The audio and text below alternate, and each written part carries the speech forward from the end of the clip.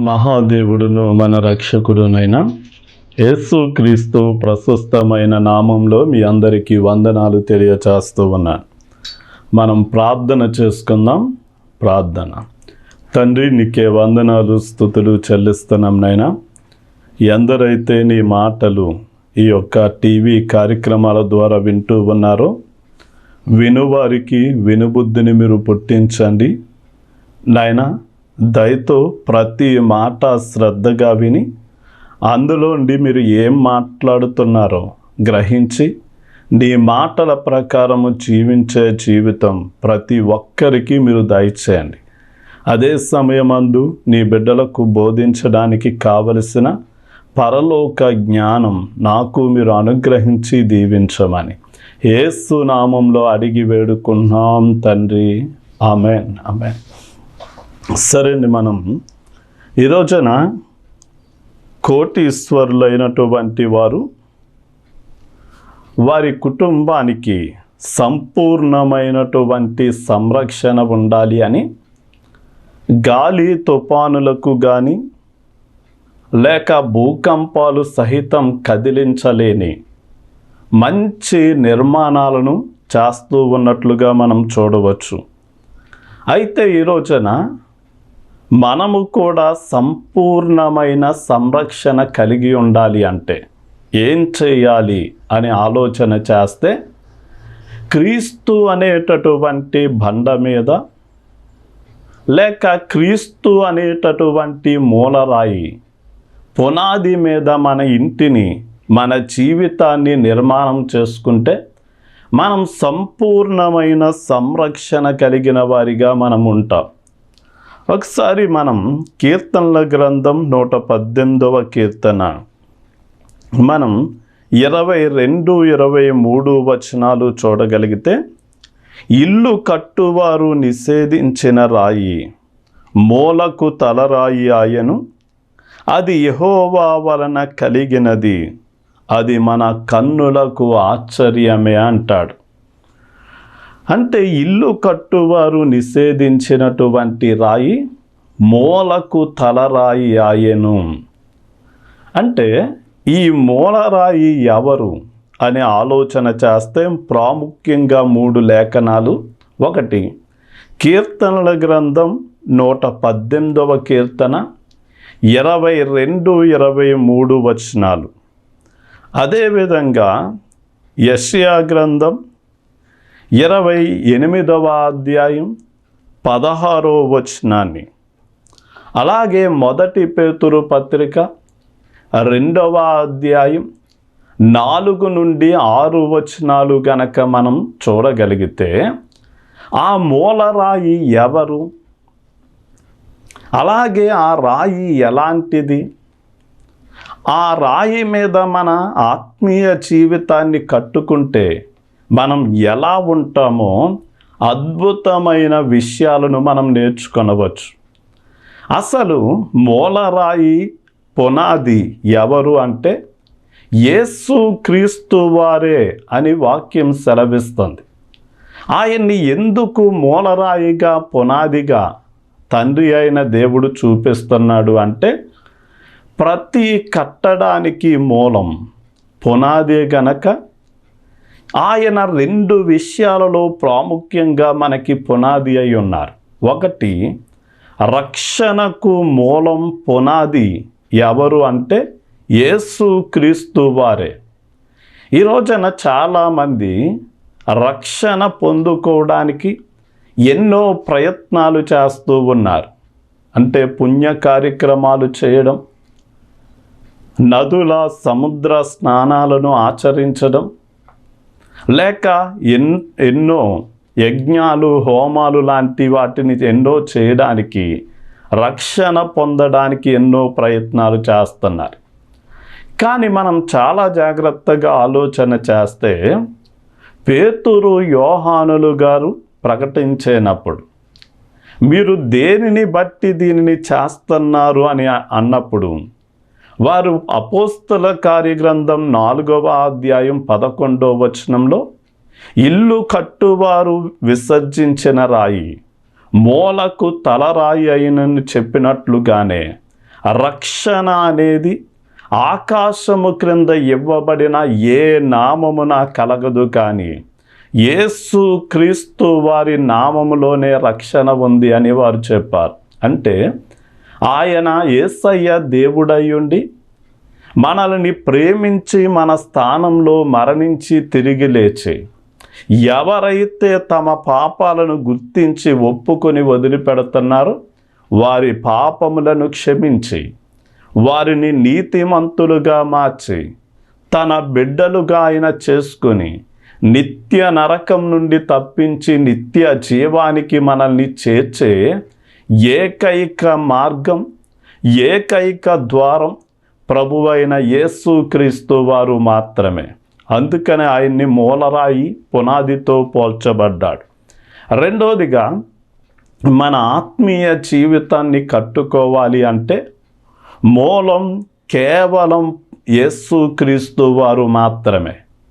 మనం ఈ రోజున ఎవరిని ఆదర్శంగా తీసుకున్నా కానీ వారు కొంచెం మంది దొంగలై ఉండొచ్చు, కొంచెం మంది వ్యభిచారులై ఉండొచ్చు, మరి కొంచెం మంది వివిధమైన పాపాలలో పడిన వారై ఉండొచ్చు. గనక వారి మీద మన జీవితాన్ని కట్టుకుంటే అది దేవుడు అంగీకరించడు.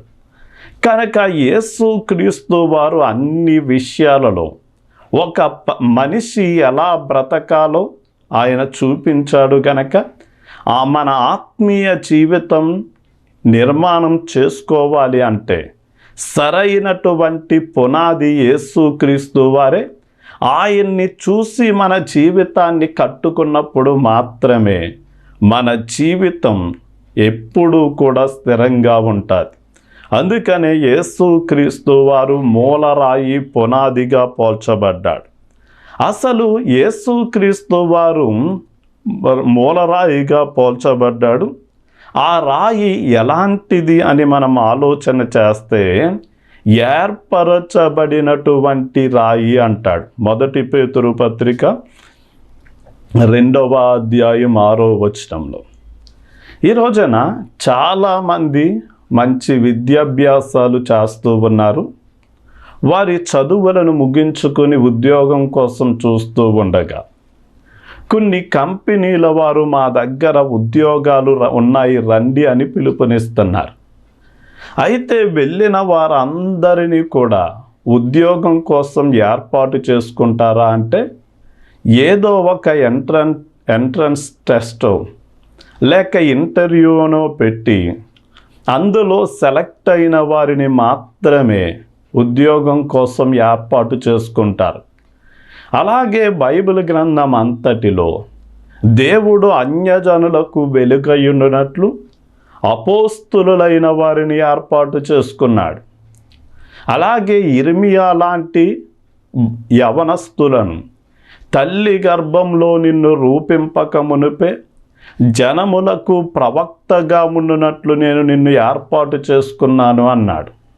మరికొంచెం మందిని ఇతరులకు సేవకులుగా తర్పీదునిచ్చే బోధకులుగా, మరికొంచెం మందిని సువార్త చెప్పుకుంటూ ఆత్మలను రక్షించే సువార్తికులుగా, మరికొంచెం మంది నాలాగా ఒక కాపరిగా దేవుడు ఏర్పాటు చేసుకున్నాడు. కానీ యేసుక్రీస్తు వారిని ఎప్పుడు ఏర్పాటు చేసుకున్నాడు అంటే జగత్తు పునాది వేయబడక మునిపే. అంటే మొదటి ఆదామును దేవుని సృష్టించక మునిపే ఒకవేళ ఆయన స్వరూపంలో చేయబడిన వారు దేవునికి విరోధంగా పాపము చేస్తే ఆ పాపమును పరిహరించడానికి దేవుడు ఏం చేశాడంటే కడపటి ఆదాముగా యేసయ్యను ఏర్పాటు చేసుకున్నాడు. ఇక దేవుడు ఏర్పాటు చేసుకున్న యేసుక్రీస్తు వారు ఎలాంటి రాయి అయి ఉన్నారు అంటే పరిశోధింపబడిన రాయి అయి ఉన్నారు అని యెషయా గ్రంథం 28వ అధ్యాయం 16వ వచనం మనకి సెలవిస్తుంది.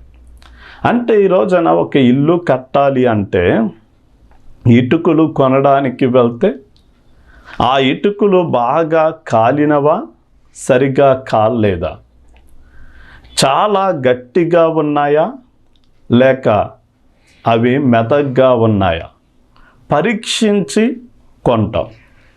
అలాగే ఒక ఇనుమును కొనాలి అంటే అది సింహాద్రి ఇనుమా లేక వైజాగ్ స్టీలుకు సంబంధించిన ఇనుమా అని పరీక్షించి ఏది మంచిదో ఆ వైజాగ్ స్టీల్ లాంటి దాన్ని మనం కొంటాం. అలాగే సిమెంట్ కనవలసి వస్తే అది నాగార్జున సిమెంటా, రాశి సిమెంటా, డెక్కన్ సిమెంటా, ఇలా అన్ని కంపెనీలను గురించి తెలుసుకుని అందులో ఏది మంచిదో అదే కొంటాం.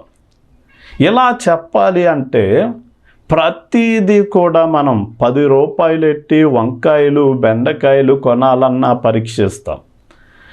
కనుక మనం దేవుని విషయానికి వచ్చేసరికి గ్రుడ్డిగా ఏదో ఒకటి అని మనం దేవుడిగా కొలవడానికి వీల్లేదు. కానీ మనం పరీక్షించి తెలుసుకునేటటువంటి వారిగా ఉండాలి.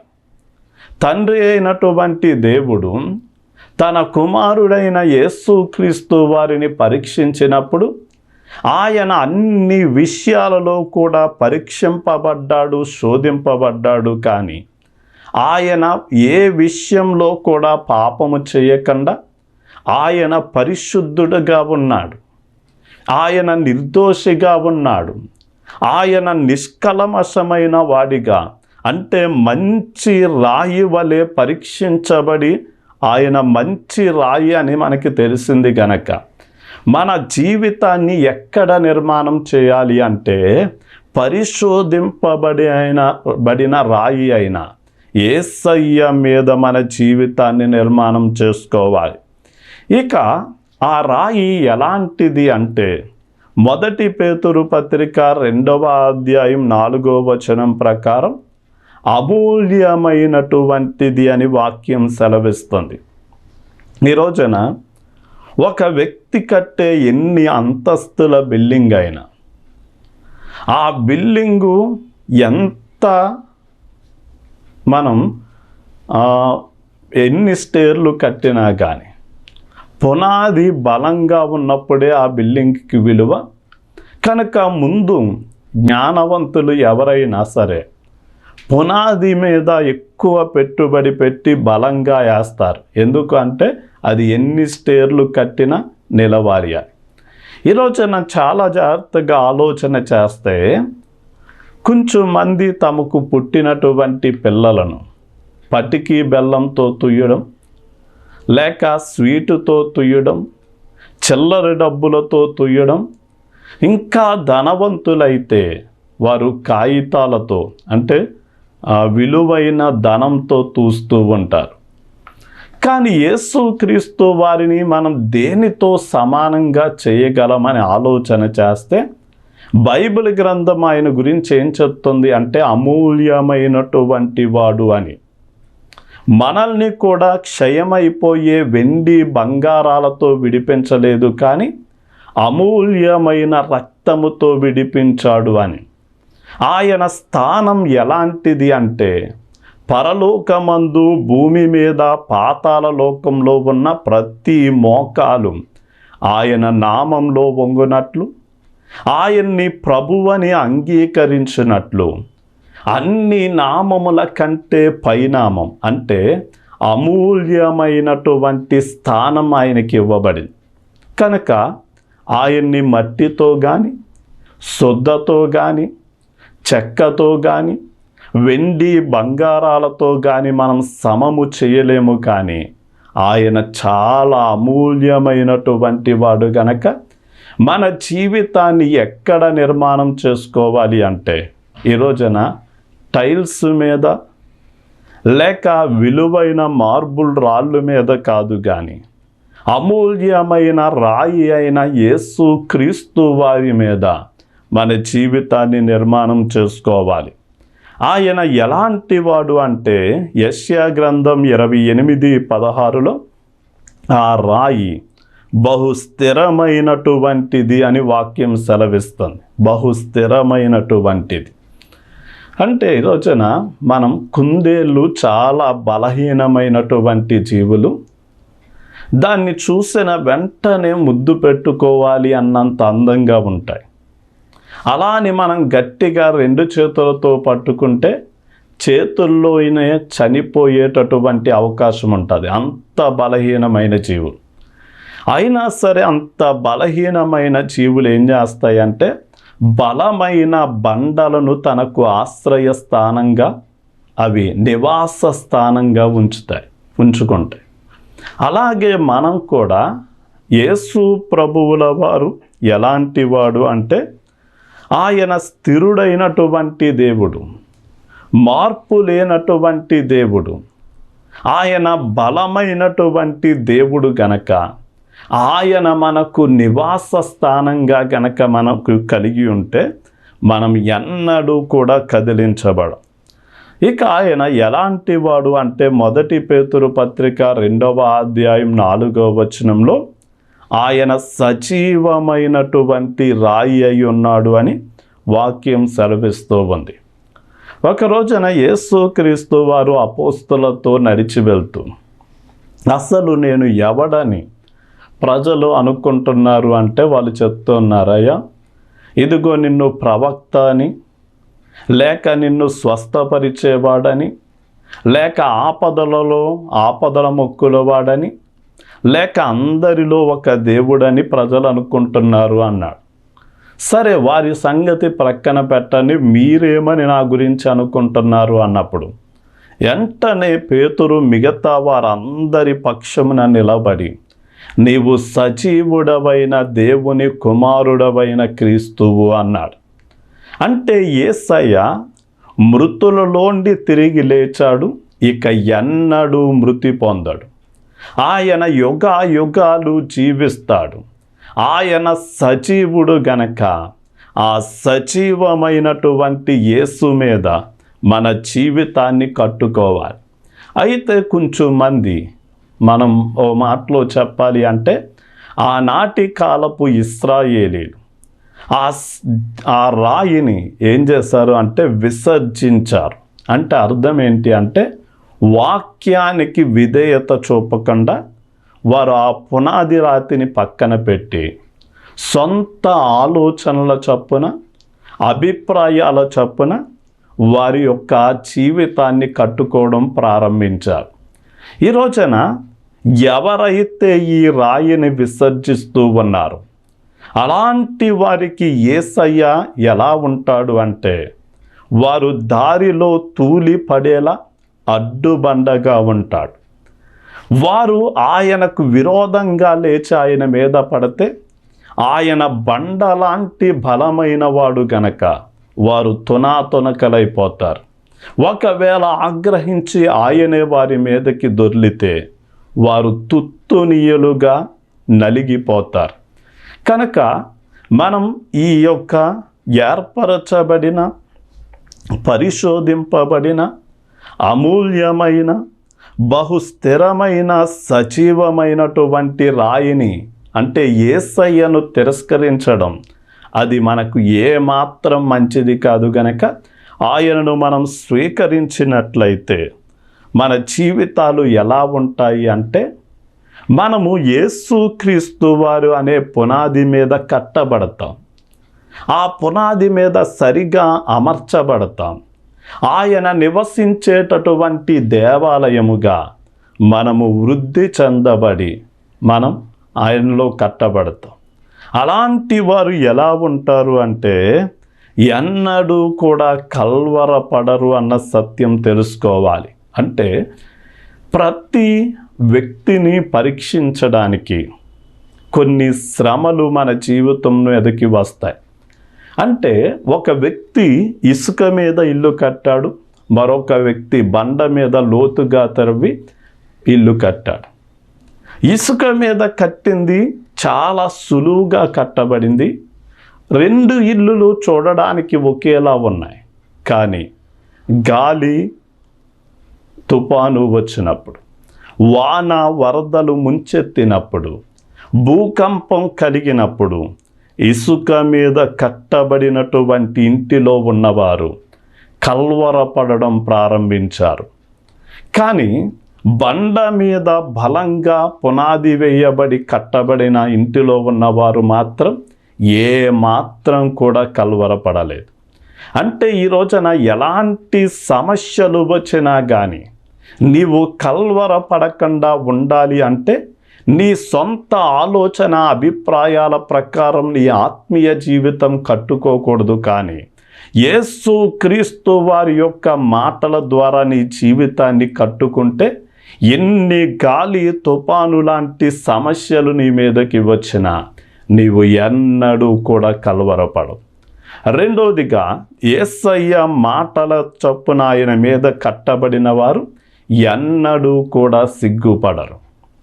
ఈ రోజున మనం మరణిస్తే లేక యేసయ్య వస్తే ఆ తీర్పులో మనం నిలబడినప్పుడు సిగ్గుపడకూడదు. అంటే ఎవరి క్రియలైతే అగ్ని చేత పరీక్షింపబడ్డాయో, ఆ పరీక్షలో ఏ ఇల్లైతే కూలిపోయిందో, ఎవరి క్రియలైతే కాలి బూడిదైపోయిందో వారి ముఖాలు సిగ్గుతో అవమానంతో నింపబడతాయి. కానీ ఎవరి క్రియలైతే అవి పరీక్షకు నిలిచాయో, వారి క్రియలకు తగిన మెప్పు ఘనత దేవుని చేత వారికి కలిగినప్పుడు వారి ముఖాలు ఎన్నడూ కూడా సిగ్గుపడక వారు దేవుని ఎదుట వారు ఎలా ఉంటారు అంటే సంతోషంతో ఆనందంతో ఉంటారు. ఇక అలాంటి యేసయ్య మాటల చొప్పున కట్టబడిన నివాసం ఎలా ఉంటుంది అంటే ఎల్లప్పుడూ కూడా స్థిరంగా ఉంటుంది అన్న సత్యం మనం తెలుసుకోవాలి. అంటే యేసు ప్రభువుల వారు త్వరలోనే రాబోతూ ఉన్నారు.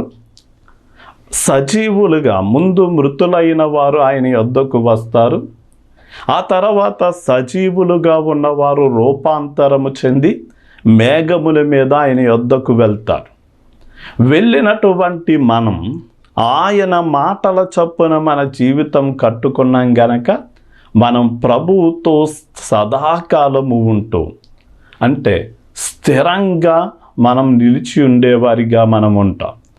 కనుక మీరు కూడా ప్రభువులో స్థిరులుగా కదలని వారిగా మీరు ఉండాలి అని చెప్తూ నా మాటల్ని ముగిస్తూ ఉన్నాను. ప్రార్థన చేసుకుందాం. తండ్రి, నీకే వందనాలు స్తుతులు చెల్లిస్తూ ఉన్నాం నాయన.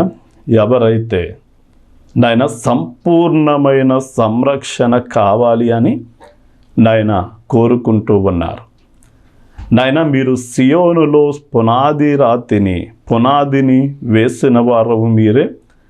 ఆ పునాది ఎలాంటిది అంటే మీ చేత ఏర్పాటు చేయబడినది నాయన. అది పరీక్షింపబడినది, అమూల్యమైనది, బహుస్థిరమైనది, సజీవమైనది గనక ఆ యేసయ్య మీదే మా జీవితాలను మేము కట్టుకుంటూ మేము ఒక నివాస స్థలముగా కట్టబడుతూ ఉండగా మీరే మాలోనికి వచ్చి నివసిస్తూ మమ్మల్ని దేవుని ఆలయాలుగా కడుతూ నాయన, మేము ఎల్లప్పుడూ కూడా కల్వరపడని వారిగా, సిగ్గుపడని వారిగా, స్థిరముగా నిలిచేవారిగా మేము ఉండడానికి నీ సంపూర్ణమైన సహాయం సహకారం మాకు అనుగ్రహించి దీవించమని యేసు నామంలో అడిగి వేడుకుంటున్నాం తండ్రి, ఆమేన్. దేవుని పనిని మీరు చేయండి, దేవుడు మీ పనిని చేస్తారు. దేవుని మందిరాన్ని మీరు కట్టండి, దేవుడు మీ ఇంటిని కడతాడు. దేవుని సేవలో ఉన్న అవసరాలను మీరు తీర్చండి, దేవుడు మీ అవసరాలను తీరుస్తాడు. వాయిస్ ఆఫ్ జీసస్ సేవ్స్ అనే ఈ భారభరితమైన టీవీ పరిచర్య యేసు క్రీస్తు వారి రాకడ వరకు కొనసాగునట్లు మీ వంతుగా స్పాన్సర్ చేయవలసిందిగా కోరుతూ ఉన్నా. నెలకి 2,000 రూపాయలు, 3 నెలలకి 6,000 రూపాయలు, 6 నెలలకి 12,000 రూపాయలు ఖర్చు అవుతుంది. దేవుడు మిమ్మల్ని ప్రేరేపిస్తే మీరు మా పరిచర్యకు సపోర్ట్ చేయవలసిందిగా కోరుతూ ఉన్నాం. అత్తిలిలో ప్రేయర్ రూమ్ నిర్మాణం చేయాలని ఆశిస్తూ ఉన్నాం. దీనికి దాదాపుగా 50,000 రూపాయలు ఖర్చు అవుతుంది. కనుక దేవుడు మిమ్మల్ని ప్రేరేపిస్తే గనక ఈ ప్రేయర్ రూమ్ నిర్మాణం కోసం మీరు సహకరిస్తే మీ కుటుంబం మీరు చేసే ఉద్యోగం, వ్యాపారం, అన్ని ప్రయత్నాల్లో మీకు జయం కలగాలని ప్రార్థిస్తాం. రైలింగ్లో ప్రస్తుతం ఉన్న చిన్న మందిరం వచ్చిన విశ్వాసులకు సరిపోవటం లేదు. ఒక పెద్ద స్థలాన్ని తీసుకోవాలని ఆశపడుతూ ఉన్నాం. అయితే గజం 5,000 రూపాయల రేట్లో ఉంది. మీ వంతుగా దేవుడు మిమ్మల్ని ప్రేరేపిస్తే కొన్ని గజాల స్థలానికి మీరు స్పాన్సర్ చేయవలసిందిగా కోరుతూ ఉన్నాం.